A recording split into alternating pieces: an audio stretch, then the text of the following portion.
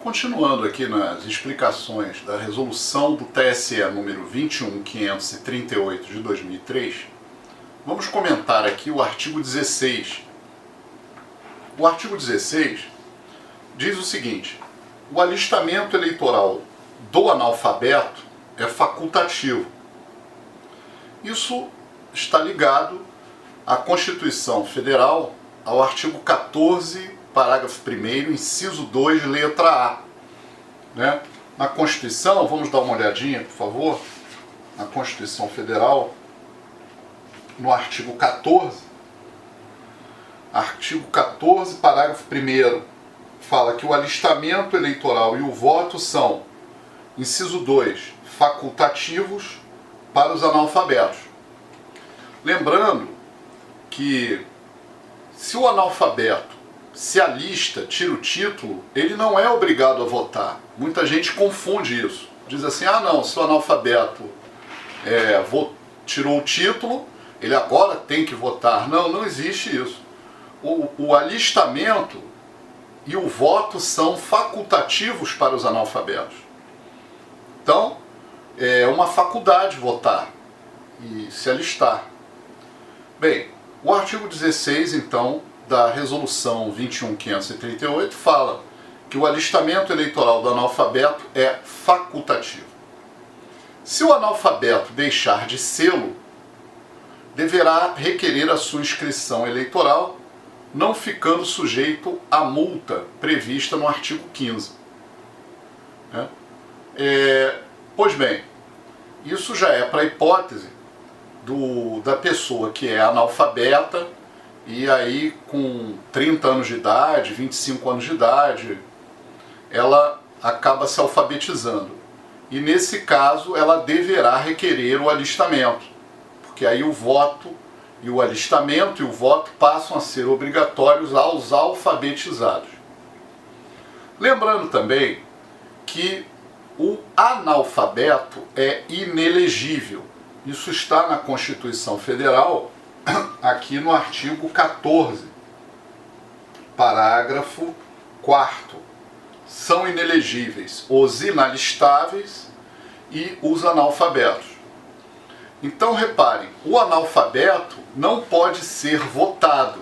Ele não tem o que se chama de ius honorum, que é uma expressão que vem do direito romano e que foi utilizada muito nos escritos de Rui Barbosa, ius honorum, né?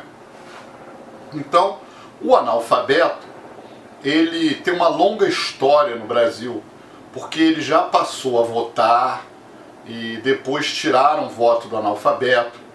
E somente em 1985, com a emenda constitucional 25, é que o analfabeto voltou a votar, né? Portanto, o semi-analfabeto, esse não, esse é obrigado a votar e pode ser eleito. Pode ser eleito. Agora, o analfabeto é inelegível. Inelegível, ele vota, mas não pode ser eleito. Lembre-se, os inelegíveis, eles têm a capacidade ativa, eles têm o ius sufragi, mas não têm o ius honorum, a capacidade eleitoral passiva. Tá bom? Muito bem. O artigo 17 diz o seguinte, 17 da resolução 21.538. Despachado o requerimento de inscrição...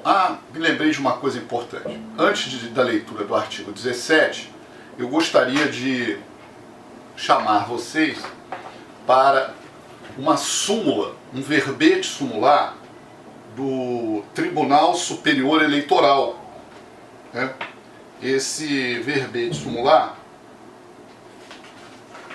é o verbete... Só um minutinho. Súmula do TSE. É o verbete número 15. Né? Lembrando que o Tribunal Superior Eleitoral tem 71 enunciados sumulares. São súmulas. A súmula do TSE tem 71 verbetes enunciados. A súmula 15 verbete 15 diz o seguinte: o exercício de um mandato eletivo não é circunstância capaz por si só de comprovar a condição de alfabetizado do candidato. O exemplo aqui é o seguinte: nós tivemos alguns casos no Brasil de candidatos a vereador que eram analfabetos, mas que já tinham exercido, por algum motivo, a função de vereador.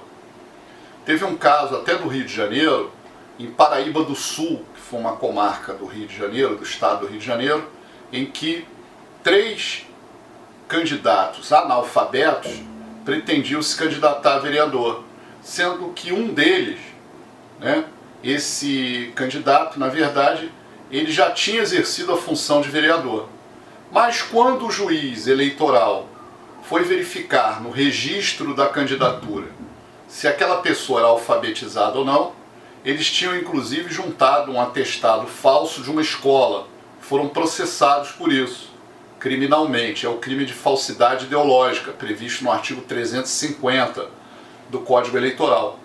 Mas olha que interessante, esses analfabetos, um deles tinha sido vereador, tinha passado despercebido como vereador, ficou 4 anos como vereador, e alegava assim um direito adquirido a ser novamente vereador, já que ele foi uma vez vereador, mas ele era analfabeto. Repare que situação. E aí a Justiça Eleitoral verificou isso na segunda candidatura dele, indeferiu o registro e os recursos foram parar em Brasília, no TSE, E o TSE foi obrigado a editar um verbete sumular nesse sentido, dizendo que o exercício de um mandato eletivo não é uma circunstância capaz, por si só, de comprovar a condição de alfabetizado do candidato. Quer dizer, ele teria que fazer um teste, inclusive a Justiça Eleitoral prevê um teste reservado com o juiz e o promotor e o advogado de defesa ou defensor,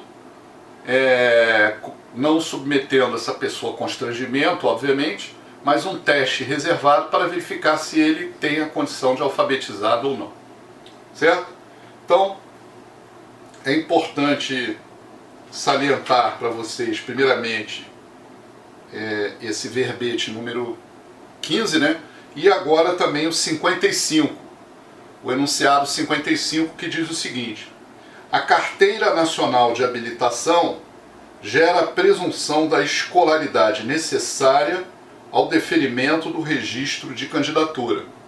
Então isso também é importante, quer dizer, o fato da pessoa ter a Carteira Nacional de Habilitação, como o Detran exige uma prova escrita, de múltipla escolha, lá que você tem que preencher, se eu não me engano, são 30 perguntas sobre trânsito, Você até estuda uma cartilha que lhe passam, e então quem tem a carteira de habilitação presume-se também ter já comprovado o estado de que não é analfabeto, Que não é analfabeto.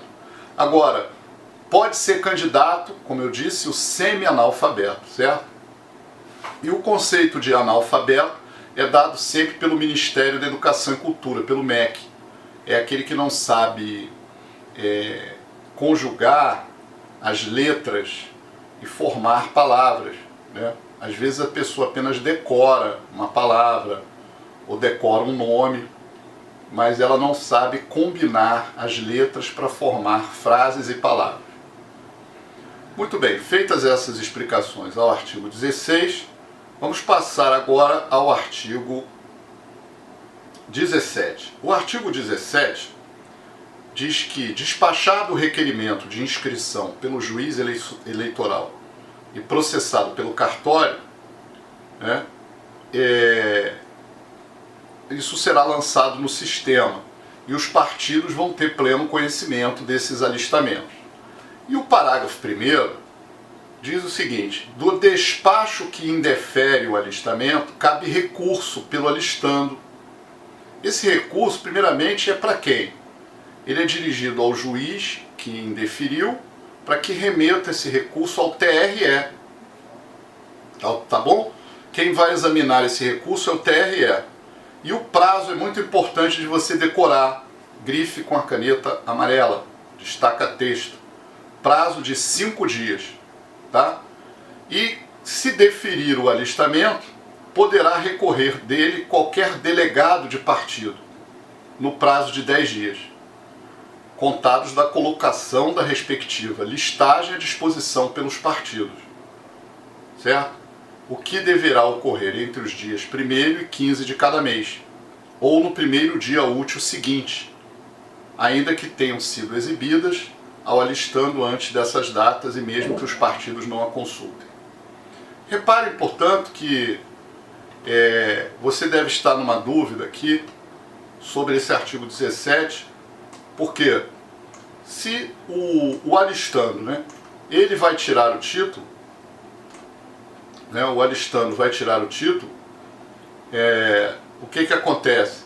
O alistando teve o título indeferido por algum motivo, então o alistando tem um prazo de 5 dias. Mas por que o delegado de um partido, delegado é uma autoridade do partido político, né? É um representante do partido político na justiça eleitoral. Aí você está se perguntando por que o delegado de um partido vai recorrer no prazo de 10 dias, você vê que o prazo é até maior. É porque nós temos alistamentos fraudulentos. Em Silva Jardim, uma cidade do Rio de Janeiro, há muitos anos atrás, já tem coisa de 15 anos atrás, tinha uma tentativa de fraude de 200 eleitores que estavam querendo morar num poste, quer dizer, num poste da rua, deram o endereço de um poste, de um endereço falso. Era uma transferência fraudulenta de título. E como